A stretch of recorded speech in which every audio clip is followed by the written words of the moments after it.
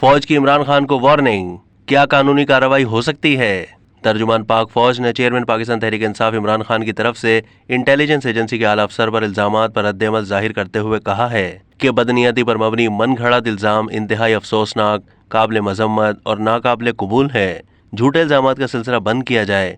پاک فوج بدنیتی پر مبنی بیانات اور پروپیگنڈا کے خلاف قانونی کارروائی کا حق محفوظ رکھتی ہے۔ پیر کو پاک فوج کے شعبہ تعلقات عامہ یعنی ISPR کی جانب سے جاری بیان میں کہا گیا ہے کہ گزشتہ ایک سال سے یہ ایک مستقل طرز عمل بن گیا ہے جس میں فوجی اور انٹیلیجنس ایجنسیوں کے اہلکاروں کو سیاسی مقاصد کے حصول کے لیے اشتعال انگیز اور سنسنی خیز پروپیگنڈے کا نشانہ بنایا جاتا ہے۔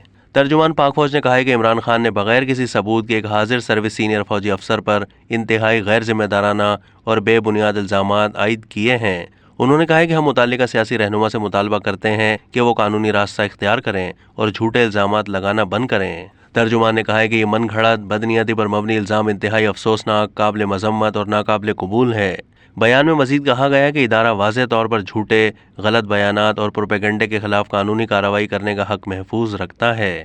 واضح ہے کہ تجزیہ کاروں کا کہنا ہے کہ گزشتہ سال وزیر آباد میں PTI سربراہ پر قاتلانہ حملے کے بعد عمران خان نے وزیر اعظم شہباز شریف، وزیر داخلہ رانا ثناء اللہ اور ایک سینئر انٹیلیجنس اہلکار کو ان کے قتل کی کوشش کا ذمہ دار ٹھہرایا تھا اور ان سے استعفے کا مطالبہ کیا تھا، تاہم PTI چیئرمین نے کوئی ثبوت نہیں دیے۔ اعلیٰ عدلیہ اور حکومت کے درمیان کشیدگی کے درمیان chief justice of Pakistan Umar Ata Bandial سے اظہار یکجہتی کے لیے PTI کی جانب سے مختلف شہروں میں نکالی گئی احتجاجی ریلیوں سے خطاب کرتے ہوئے عمران خان نے سابق army chief general Qamar Javed Bajwa اور ایک حاضر سروس اعلیٰ فوجی افسر پر سخت تنقید کی تھی۔